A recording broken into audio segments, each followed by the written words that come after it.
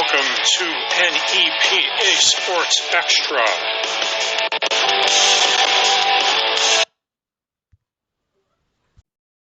I am Dave Rosengrant.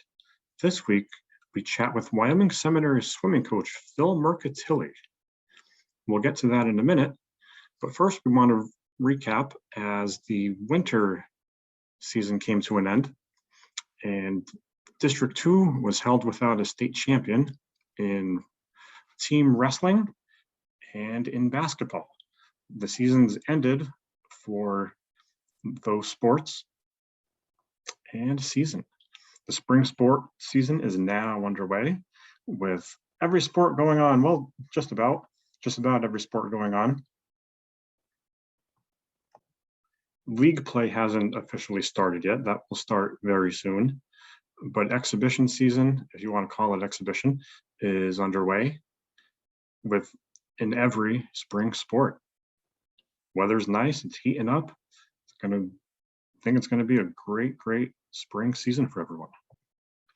The big news that came out last week came from the PIAA as they announced that they fully expect spring sports to get back to normal. Now, what they mean by normal is that the postseason will be normalized. They don't mean normal as in like no masks or no social distancing, nothing like that. All those precautions will still be in place. But what they are looking into a normalized postseason for is in terms of teams participating in the state tournament. And that's fantastic because last year, spring sports missed out on everything. They were the only sport that missed out on everything. Swimming missed its postseason, the state championship in 2020. And basketball kind of started it. Basketball still missed out on the state championship in 2020. But the spring sports didn't even get started because of everything that happened. And so this is great news for spring sports as we inch closer to a little bit of normalcy. And it's going to be fantastic to see that the state brackets will be normalized. So the PIAA is hoping for 16 team brackets in baseball and softball, which is what it was in 2019, the last time that there was a full postseason tournament in those sports. You probably noticed that in this season's fall sports and winter sports, basketball, football, wrestling, the postseasons were different. And so for spring sports to be back to normal in the sense of having every team participate, the 16 team tournament in baseball and softball, I think that's great news. Our guest this week is Wyoming Seminary swim coach Phil Mercatili. His girls team is fresh off a second place finish at the PIAA swimming championships in the overall team standings. And his girls 400 free relay team is coming off a state championship. They just won a state title 2 weeks ago in the 400 free relay. And the girls also took second in the 200 medley relay. His boys team took second in the 200 free relay at the PIAA swimming and diving championships. This comes after the AA swimming and diving championships were canceled in 2020. So it looks like the Blue Knights kind of got a little bit of vengeance back after missing the state tournament in 2020. The Femme girls relay team was led by seniors Avia Dahlgren and Skylar Rohrig, sophomore Riley Collins, and freshman Alyssa Kelly. The Femme boys relay teams were led by senior Thomas Radzewski. I'm not even going to attempt to try to pronounce the names of the other three participants in those relay teams for Wyoming Seminary, as I will totally destroy their names, so I will apologize about that right now. We will have Coach Mercatilli have that task of pronouncing the boys' names. But regardless, it was still a great season for the Wyoming Seminary boys and girls swim teams, as they performed great in the postseason in the PIAA swimming championships. Okay, Phil Mercatili from Wyoming Seminary Swimming is joining us. Phil, congratulations on collecting more than a dozen medals combined at the PIAA swimming and diving championships last weekend. Boys and girls combined, that was. Including a state gold that your girls won in the 400 free relay. Yeah, it was a pretty crazy season. I think on any sport could probably attest to that pretty easily. And we happened to navigate it in a way that allowed us to have a whole lot of success at the end of the season. It was really fun. When the season started, obviously there was a lot of unknowns going on with many different things. What were some of the goals that you guys had to start the season? Honestly, our biggest issue was, we wanted to have a season and we weren't guaranteed. Everybody was telling us constantly, like, take what you can get, be happy with, if we get a couple meets in, because, even the district was telling us, our ADs were telling us, we weren't going to be able to make it through the season. And so honestly, one of our goals was to stay as healthy as possible, to limit our contact. You think, you were a sports team, we want to make athletic goals, but I think that was almost secondary just to making sure we could even attempt those athletic goals. And so I think right from the get-go, we had an abbreviated, if non-existent, preseason. And once we were able to get back in the water, that was our major focus, was to keep masks on, stay apart from each other as much as we can, stick to the protocols that the school and the PIAA and everybody else had kind of set for us, and to make sure that we were going to be able to compete and even have a chance to do what we did this year. Having said that, what your goals were, obviously they kind of had to be set low because of the circumstances. So when you blow past that with a state championship in one relay team, a second place finish in state with another relay team, same thing on the boys side, and then the girls team finished second overall in the state. I mean, everyone has to be ecstatic about that. Yeah. I mean, I think once we got into the groove of things and we knew what it was going to look like, a lot of our kids kind of settled and focused probably more than they would have. In a normal season, we'll start in September. We'll start when school starts, just doing some open water, like not open water, like open pool stuff. I'll have a couple kids here, a couple kids there. And as we get closer to the season, it usually gets a little bit more intense and kids start to, again, get focused. But it's such a long season a lot of the time that it always seems like there's time to do things, time to fix things, to get better at this, to get better at that. And since we weren't even able to get in the water until the end of October this year, we knew right away, right from the get-go, that we need to follow all those protocols. We need to be safe, but we also there's a little bit more urgency going on this year. We don't have a lot of time to sit back and kind of let things develop like we normally would. And then once we got past that and our girls, started talking to each other and getting to know each other a little better and really kind of, so we had some new girls on the team that definitely kind of helped us along in our journey through the year. And once they kind of put things together, and I think they started to realize, maybe even before I did, what their ceiling was this year. And I think they kind of decided early in the season that one of their major goals was going to be to win that last relay. And so to see it kind of come to fruition was a really cool thing. How does the lack of water time at the beginning of the season play a part in the rest of the season going forward? Because I know a lot of times, like, you have to get the practices in, and then your speeds and times have to get on track too and everything. So how does that lack of time play a big part? How does that affect everything? I mean, that's probably remains to be seen, honestly, especially in the development of the younger kids.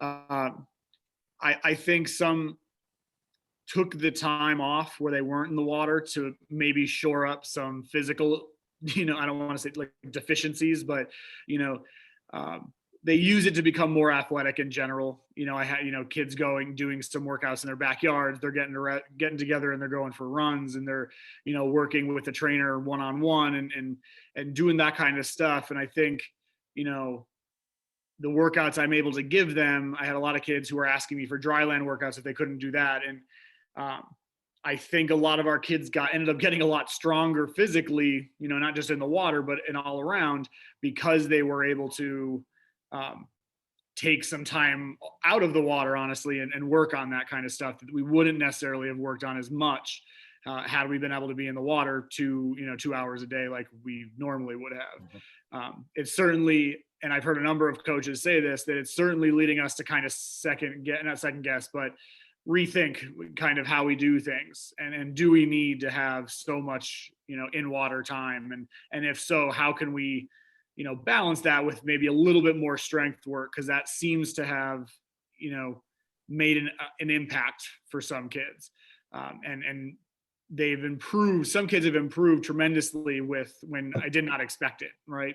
Because they got that little bit of extra out of water time that I think helped them when they were able to get back in.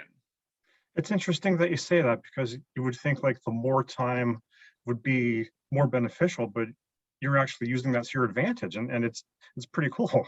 Yeah, I mean, that's why I said, like, I think all of the coaches were not sure. Not a lot of people nobody has really dealt with a situation like this. Especially with, once the state shut down and we were out of the water the entire month of December, essentially. Because our school in particular had shut down everything between Thanksgiving and basically, I think we were supposed to be allowed to get back in on like December 18th. And then in the meantime, the state shut down all the way through to January 4th. And so we really didn't have any in water time between Thanksgiving and January 4th, basically when the state opened back up. And so, like I said, it was kind of up to the kids and, intangible things like, were they doing those workouts? Were they just kind of sitting home feeling sorry for themselves or their situation? Or were they going out and kind of developing, like I said, some of these maybe intangibles, but also increasing their overall strength and that kind of stuff. And, especially on our boys side, we saw, our two boys relays, which is really all we sent to states on the boys side, performed amazingly considering, the lack of time they had in the water. And I think across the board, you see a lot of the sprint maybe events improving, and maybe the longer events suffering a little bit because of maybe the lack of aerobic training that we were able to do over Christmas. Is like Christmas break, that winter break at time is usually when we're doing as much yardage as we do all year. And losing that kind of made coaches, I think, rethink how they do things. May have hurt some events and made others a little bit faster. I don't know. And it's one of those things I don't think we will know for probably another, year or two. We see how this really affects the overall number of kids who had to go through it. Right.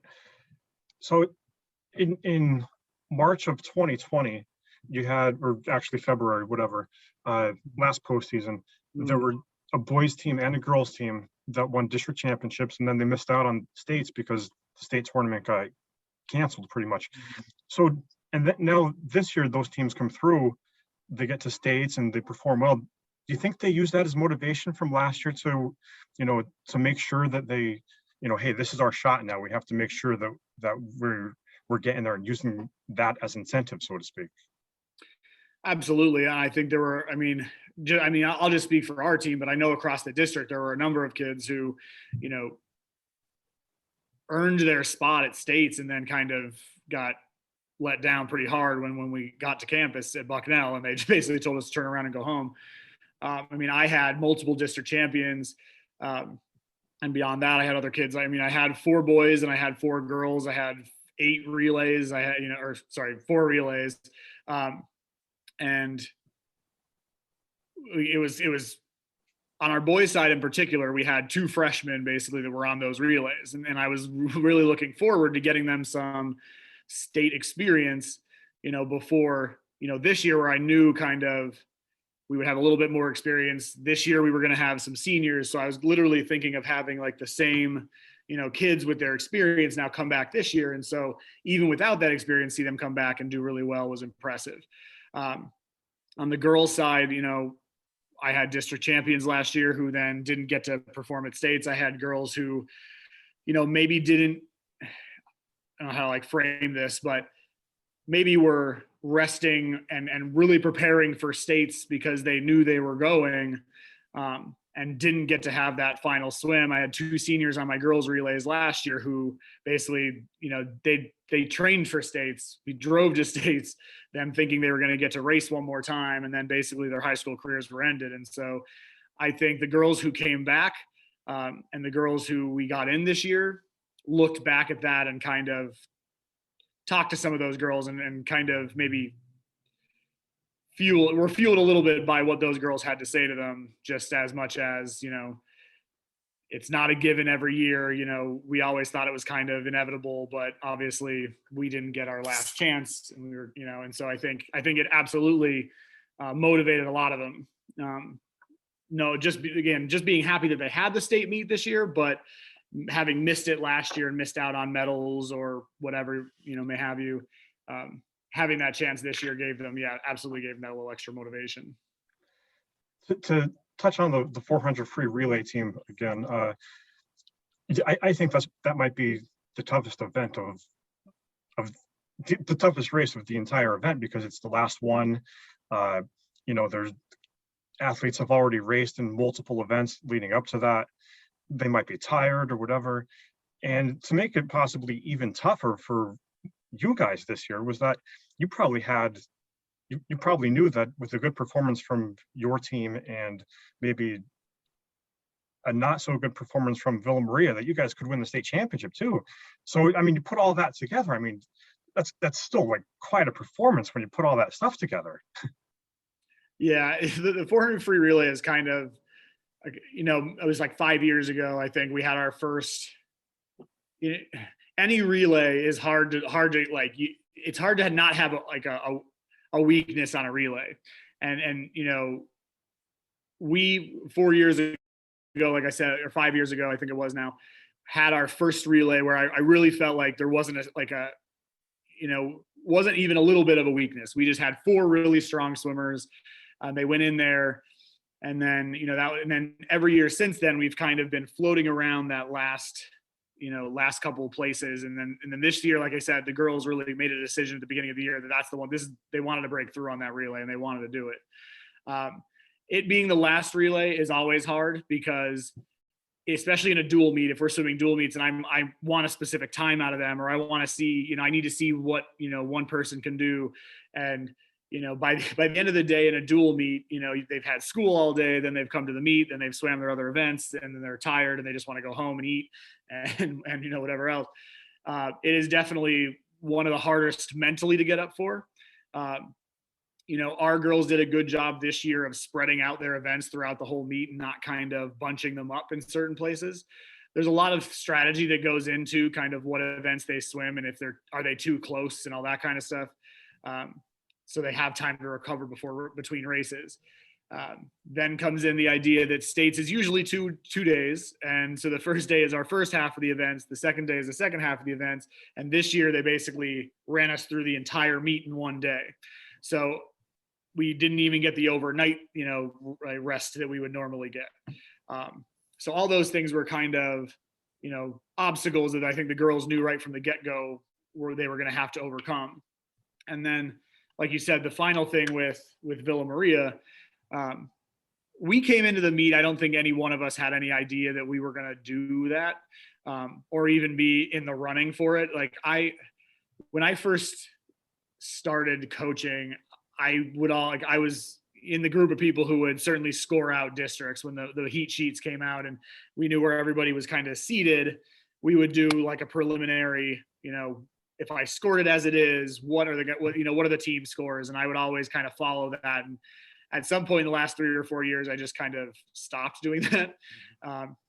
All I found was that it gave me more anxiety than it was worth, because it's basically, it's like fake. It's like, here's what they've done so far. But, if you watch a championship swim meet, from districts all the way up to Olympic trials, you can go way up there.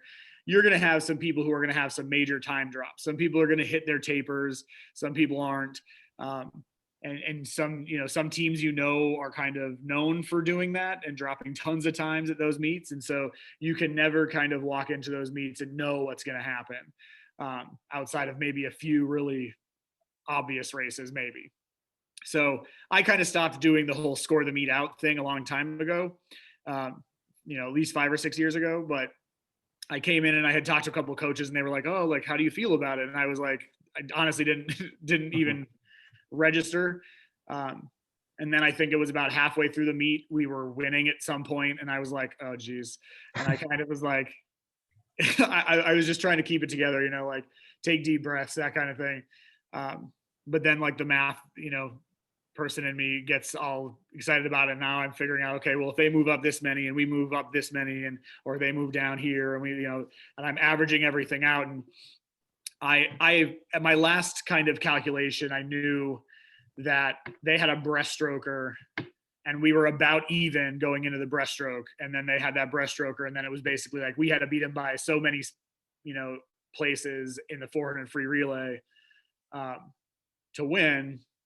And basically once they swam the heat before us. And once they swam their heat, I knew we couldn't catch them because they were, I think however many points they got, even if we had won, we were only going to win by 8. And I think we were down by 12 or something like that. So I think the girls did a great job of kind of letting me think about those things and not worrying themselves too much about it. Just kind of, the whole do your job kind of thing. They knew what they needed to go in and do. We spent the 2 weeks between districts and states, going over every little bit of their races that we had on tape. And anything you can fix in 2 weeks, we fixed. And so, I knew they were as ready as they could possibly be.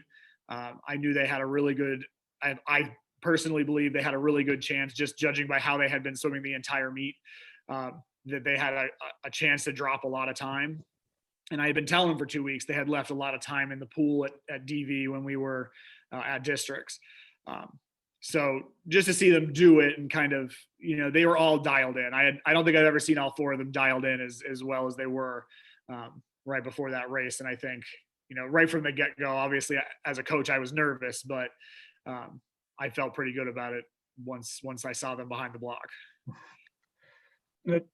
You have there were 2 seniors on both relay teams. I'm probably going to butcher this name, Avia and Skylar. But they've had a pretty decent career for you too. So can you talk about not only what they've meant for, this year, but for the program throughout their career? Yeah, no, you did. You got Avia's name. That's good because at States they did not get it once. They kept trying to call it. It was always Avia, and we would always have a little chuckle about it. But no, yeah, they both came in the same year. I worked with some of them. I had known of them. I had known, from results and things like that. And I when they came in, they were already pretty lauded. Like they knew, like they were known. Like people, they were good when they came in, and so we had at that point already kind of established a good bit of success, and so. Having them come in and be the workers that they are, helped to continue, through 4 straight years. They've all been, medaling and winning district championships right from the get-go. And, I can't say enough about those 2 in terms of kind of what they've gone through with missing their junior year states. Like both of them had multiple swims ready to go, and to kind of come back their senior year even with all the hurdles of getting in the water and not being able to swim over the summer much and all that kind of stuff.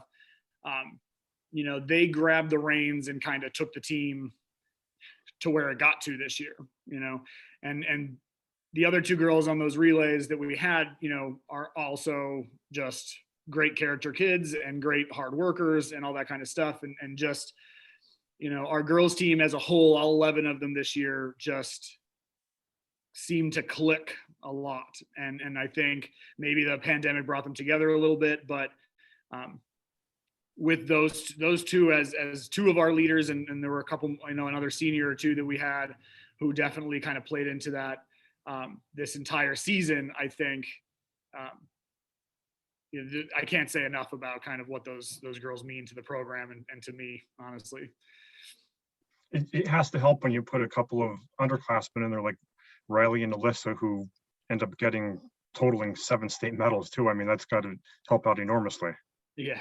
I mean, Alyssa in particular, like Riley last year did really well for herself, and she was, had a district champion in the 500, and she was second in the 200 districts, and then seeded very, very well going into states. And then again, we got down there and we were all told to basically turn around and go home.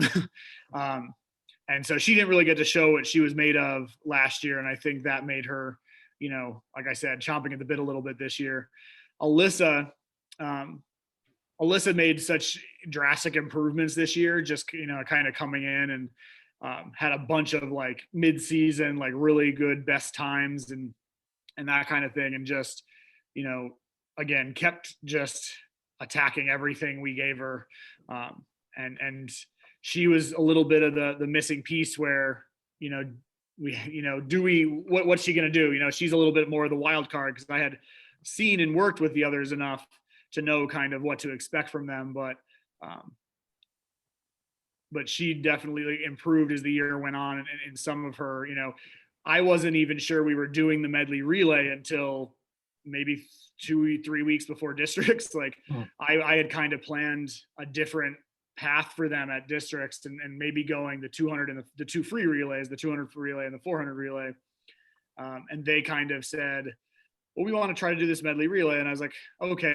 But, we don't really have a pure breaststroker. We have, 3 girls, 4 girls maybe that are like good at breaststroke, but we don't really have like a pure breaststroker who we can maybe put in that relay and, get us over the hump a little bit. And she kind of took that on and was like, all right, I can do a good breaststroke. And I let her swim it like our last dual meet of the year. And she dropped like something crazy, like 2.5-3 seconds off her best 100 breaststroke time. And then I let her swim the 50, and I was like, all right, you have to go this time in the 50 for me to consider this. Like, I want to make sure that we have, a shot to do as well as we think we can. And she dove in maybe the second or third time she had done the 50 breaststroke for us, and busted out almost exactly, if not faster than what I asked her to do. And so every one of those girls, like I said, worked super hard this year and did everything I've asked them to. And, we got contributions from our seniors who have been stalwarts for 4 years. And we got, contributions from our newer girls who, just kind of wanted to show what they could do. On the boys' side, your 200 free relay team took second at states, and it was like 0.05 of a second behind the winner. Yeah. Obviously, you're proud of them for that performance, but a little bit of it has to be like, oh, we're that close. Just talk about that, and that your boys' team in general, especially that relay team. Yeah, the boys. When we were at districts, I don't think our boys did as well as they wanted. And our times were a little up. And there were some issues with, blocks and like they didn't like the starting blocks there and this, that. And I told them, like, you got to kind of look past that. I mean, we went into districts and we had, we were just a little bit off of like the district record. And so that was kind of their goal at districts, was to do that. And just the way the meet worked out, we kind of fell a little bit short of that. And we actually didn't even reach our seed time at districts, but we were probably the only team in the district that really went, put their best foot forward in the 200 free relay. And so even though it was kind of a somewhat lackluster performance, and those are their words, like they know this, that they still managed to get to states. And I told them, just like I said to the girls, I was like, you guys left a lot of time in that pool. I can point to 2 or 3 different splits that were slower than they were at our last dual meet.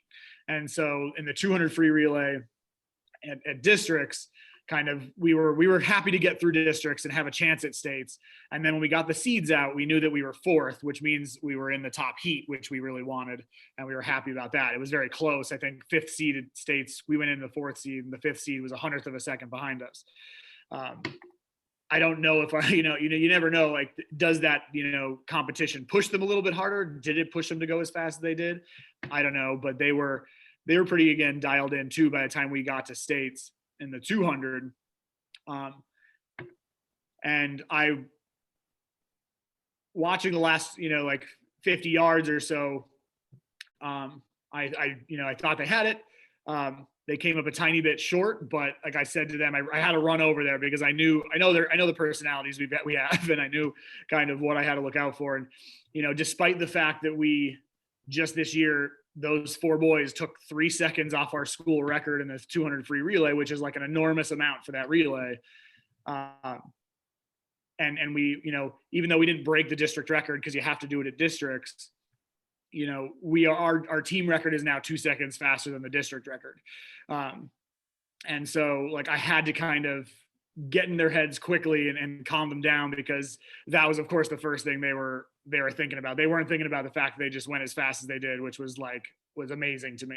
And I was so proud of them for that. But they're all mad because they just got touched out by 500ths of a second instead of, so like I had to kind of make sure that they were not going to get, too down, because we still had another relay that we had a very good chance of doing well in.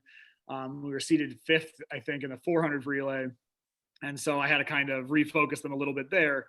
But then when we got to the end of the meet and they kind of laid it on the line, they were, I knew in the 200 free relay, they had a chance to break our school record and the district record. And I knew they had a chance to do really good in that relay. In the 400 free relay, I kind of said, yeah, you might be able to get to the school record, but that one's a little bit tougher. It's a little bit, it's a really fast record. But the fact that they just missed it, to me, was just a testament to the heart those boys put into those relays. And I could not be more prouder of them at that meet.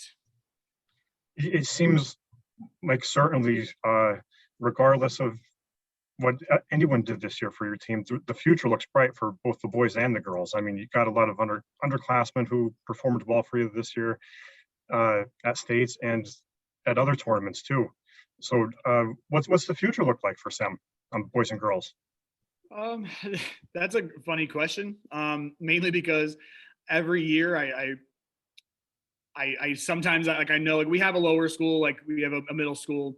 It's pretty small. Our 8th grade basically is about 40 kids, I think. I'm not sure it's that many all the time. And so a lot of times I'm not sure what it's going to look like until it comes.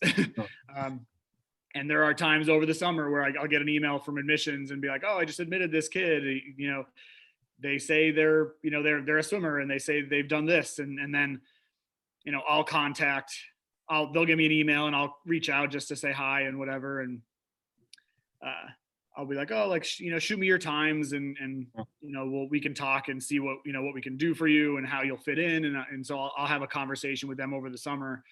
And it's happened a number of times where the kids send me their times and they're like amazing. Like, we, like, a couple of years ago, I think it was 2017, we had a boy, he was an exchange student from Spain, and he ended up being a state champion, in the 100 breaststroke, and, pushed our relays to, do really, really well. And this past summer, I got an email from our admissions and they said, oh, I admitted this boy from Kazakhstan. And I said, I was like, oh, okay. Like, I don't think, you don't think of that country necessarily as a swimming powerhouse, but I was like, awesome, cool. I was like, I love having, kids from all over the place on our team. It's one of the things that makes our team kind of different. And I love that, kind of having all those boys kind of come together and form a team when they're all so different. And again, I started talking to him, and he sent me his times, and I was, a little blown away. Like, oh, I was like, that's pretty cool. Okay. And so this kid came in, and he was on both those relays this year, and he's only a freshman this year. So he's still got 3 more years to continue to develop and mature and get faster. So, and we had so many, with states being halved in terms of how many kids they took this year. I had a number of other boys who didn't even make states who would have, had they taken 32 instead of 16 this year. So I've got a number of boys who maybe didn't make as big of a splash on the state level as they could have in a normal year. But again, those boys are 9th, 10th graders who are only going to get better over the next year or two. And, who knows who shows up on, in the fall. And same thing on the girls' side. We had a girl show up a couple of years ago. Again, same thing. I started emailing her over the summer. She was from Slovakia. And she ended up being on our relay. Like last year, she missed states only because of the pandemic, but she was on both our relays that we were going to compete with at Bucknell last year. So,